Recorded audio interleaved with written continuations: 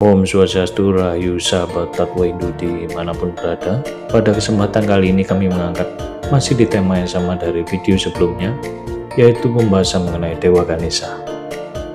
Banyak pertanyaan yang masuk ke redaksi, dan kami yakin bahwasanya banyak umat Hindu juga bertanya-tanya, mengapa wujud atau Saguna Brahman dari Dewa Ganesha adalah kepala gajah?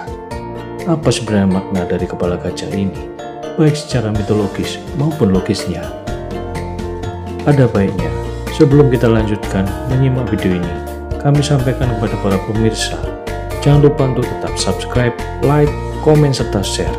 Selain agar kami tetap bersemangat memberikan karya-karya terbaik, juga secara tidak langsung, para pemirsa telah ikut berkontribusi dalam menyebarkan Dharma.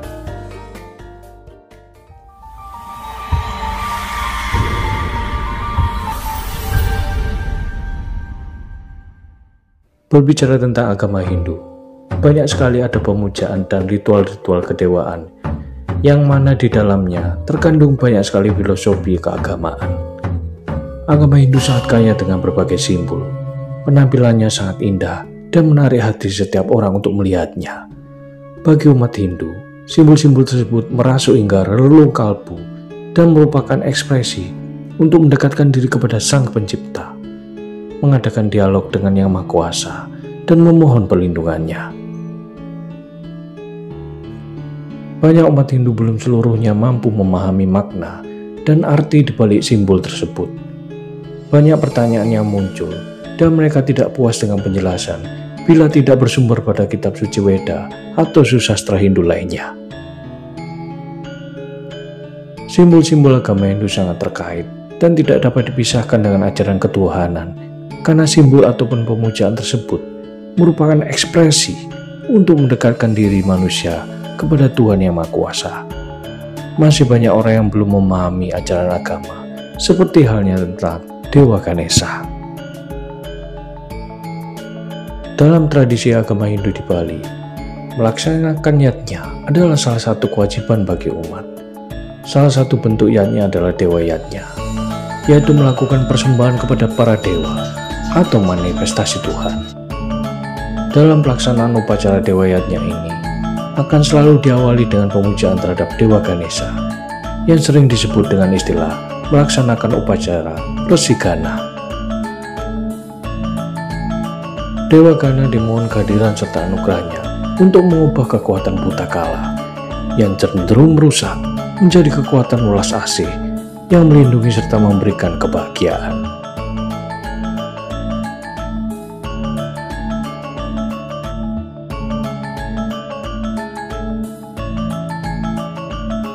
Dalam susastra Hindu Bali yang melandasi upacara Resi Gana, yaitu lontar Widya Sastra dan lontar keputusan Resi Gana, salah satu mantra pengastawa Sang Yang Gana berbunyi, Sarwa Wisa Gunasana Kala Trengga Patya Parani Rogani Murja Tripista Popaci, yang artinya semua racun atau penyebab penyakit menjadi netral, yang angker hilang, setiap penyakit yang disentuh lenyap, serta memasukkan kekuatan yang melindungi jiwa. Dalam tradisi masyarakat Hindu di Bali, banyak masyarakat membangun pelinggih penunggun karang. Ini sangat diyakini sebagai media spirit yang mampu menjaga serta memberikan keselamatan, kesejahteraan, dan kedamaian rumah atau yang berada di sekeliling rumah atau pekarangan. Konsep dewa sebagai penjaga dalam pemahaman orang Bali identik dengan sesuatu kekuatan yang gaib dan besar, yang diidentikan dengan nama Jero Gede, Jero Nyoman, dan sebagainya. Pemahaman ini mengidentikan dengan adanya roh-roh yang berstana di penunggun karang, yang diyakini mampu menjaga pekarangan rumah. Dewa Ganesha adalah putra Sang Hyang Siwa, berwujud dewata dengan badan menyerupai manusia berkepala gajah. Sang Hyang Siwa menunjuk Dewa Ganapati atau Ganesha sebagai pemimpin para Gana, yakni pengikut Sang Hyang Siwa. Oleh karenanya Dewa Ganesha disebut juga sebagai Ganapati atau Ganadipa. Ganapati sebagai pemimpin para Gana tentunya mempunyai wewenang dalam penguasaan para roh-roh Gana. Jadi atas izin dan kuasa dari Dewa Ganesha sebagai Ganapati, roh-roh sebagai penjaga di Penunggun Karang melaksanakan tugas dan kewajibannya sebagai penjaga Penunggun Karang. Artinya, secara tidak langsung, umat Hindu di Bali lewat pelinggih Penunggun Karang, kita memuja Dewa Ganesha sebagai Ganapati, selaku pemimpin para Gana, dan sebagai Wigneswara yaitu penghancur segala halangan.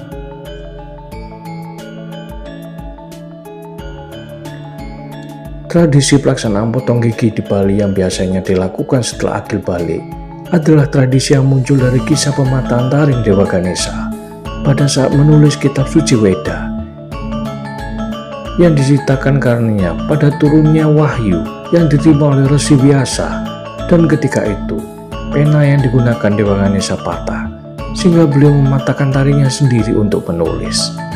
Kisah ini menyimpulkan bahwa bila seseorang ingin menguasai kitab suci Weda, maka hendaknya kita dapat mengendalikan mulut yang bertaring itu. Taring yang tajam dipatahkan, sebab di antara panca indera, mulut bisa mempunyai dua kesalahan. Yang pertama salah karena makan, dan yang kedua salah bicara. Dalam kisah yang lain, pada saat Ganesha berperang melawan raksasa Nilarudraka, Ganesha mematahkan taringnya yang digunakan sebagai senjata untuk mengalahkan Nilarudraka. Artinya, simbol itu mengandung maksud bahwa jika seseorang ingin mengalahkan musuh-musuhnya, maka kendalikan mulut kita, karena mulut yang menyebabkan bertemu musuh, dan mulut pula lah yang menyebabkan bertemu dengan teman. Upacara potong gigi yang dilaksanakan menjelang dewasa, karena saat itu situasi kejiwaan sedang labil, goyah, maka diadakan upacara potong gigi.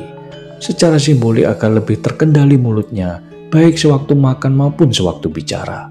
Jadi tradisi potong gigi yang dilaksanakan di Bali mencerminkan pengabdosian filosofi dari kisah Dewa Ganesha. Dewa Ganesha dalam penggambaran wujudnya digambarkan berkepala gajah atau disebut sebagai Gajanana, berlengan 4 atau disebut sebagai Catur Hastang, dan berbadan gemuk atau Lambudara.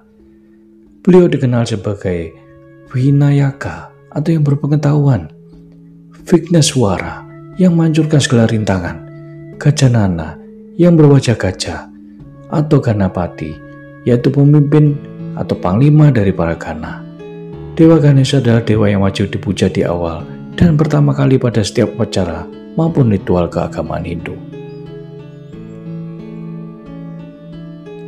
Dalam Ganapati Upanishad disampaikan bahwa Ganesha berarti yang melenyapkan segala rintangan. Putra Siwa perwujudan dewata yang memberi anugerah berupa melenyapkan halangan.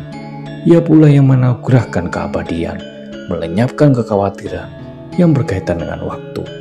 Dalam Skanda Mugdala Purana dikisahkan Raja Abhinandana yang mempersembahkan upacara besar-besaran kepada para dewa, namun mengabaikan Dewa Indra yaitu Raja Parakayangan. Mendengarkan hal tersebut, Dewa Indra sangat marah.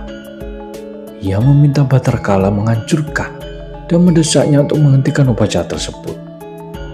Bhatrakala kemudian mengambil wujud raksasa Wigana Asura yang kemudian membunuh Raja Abhinanda dan mengembara berkeliling dunia. Kadang-kadang terlihat wujudnya, kadang-kadang tanpa wujud, merintangi setiap upacara korban. Semuanya menjadi bingung. Resi Wasista dan para resi lainnya mendatangi Dewa Brahma untuk memohon perlindungan. Dewa Brahma kemudian menasihati agar mereka segera memuja Dewa Ganesha yang kuasanya mengatasi ruang dan waktu, serta tiada dewata pun yang memiliki kemampuan untuk dapat menundukkan dan kemudian ditaklukkan oleh Ganesha. Raksasa Wignasura menyerahkan diri di bawah kekuasaannya dan melayani Ganesha, dan taat oleh karenanya Ganesha dikenal juga dengan nama Vigna Raja. Dewa Ganesha adalah perwujudan yang sangat unik dari Tuhan Yang Maha Esa. Perwujudannya yang unik ini juga memiliki arti dan simbolisasi. Di bawah ini adalah beberapa arti simbol dari Dewa Ganesha. Ganesha memiliki kepala yang besar. Ini adalah simbol dari ketajaman intelijensia, kecerdasan, dan wawasan yang luas.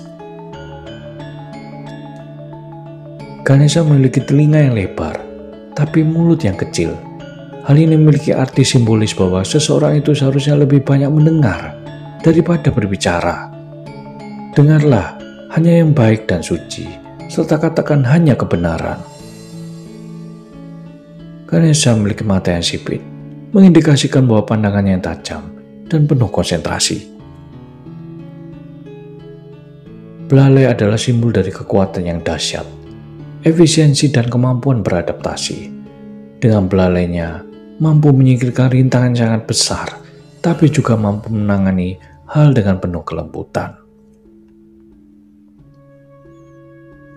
Ganesha memiliki satu gading yang utuh dan satu patah setengah. Gading yang utuh simbol dari keyakinan, sedangkan gading yang patah setengah simbol dari kecerdasan. Keduanya dibutuhkan dalam peningkatan kehidupan, tapi seringkali kecerdasan tidak mampu memberikan segala jawaban dalam berbagai pertanyaan kehidupan. Sehingga saat kecerdasan tidak mampu, maka keyakinan terhadap Tuhanlah yang akan mampu membimbing dan menuntun kita dalam menjalani kehidupan ini. Gading yang patah juga memiliki arti bahwa manusia harus membuang segala sifat buruknya dan meningkatkan serta mempertahankan hanya yang baik saja.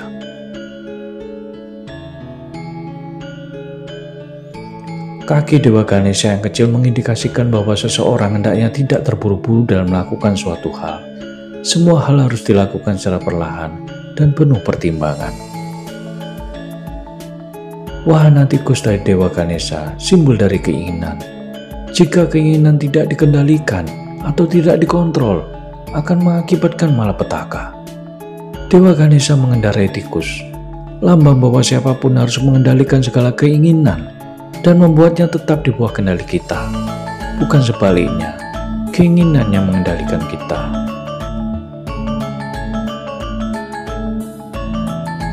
Ganesha memiliki 4 lengan, di mana masing-masing memegang senjata, memperagakan mudra yang memiliki makna dan arti. Ankusha yaitu kapak, yang akan memotong segala jenis keterikatan material manusia. Pasa atau tali, yaitu simbol dari pengendalian dan juga hukuman. Juga simbol bahwa Ganesha dengan talinya akan menarik manusia ke jalan Tuhan. Modaka atau kue manis adalah kue yang keras pada sisi luarnya, tapi manis dan lembut di dalam. Ini berarti bahwa jalan spiritual memang harus dilakukan dengan keras dan disiplin, tapi pada akhirnya akan membawa kebahagiaan, kepuasan, dan nutrisi bagi jiwa kita. Abhaya Mudra, berarti Dewa Ganesha akan selalu memberikan perlindungan dan berkat serta rahmat bagi para pemujanya. Demikianlah para sahabat Tatwa Hindu. Akhirnya kita sampai pada penghujung video kali ini. Semoga apa yang kami sampaikan dapat memberi pencerahan, guna serta manfaat. Tak lupa tetaplah semangat dalam memberikan saran-saran yang bersifat membangun di kolom komentar. Om Santi, Santi, Santi. Om Rahayu, Rahayu, Rahayu.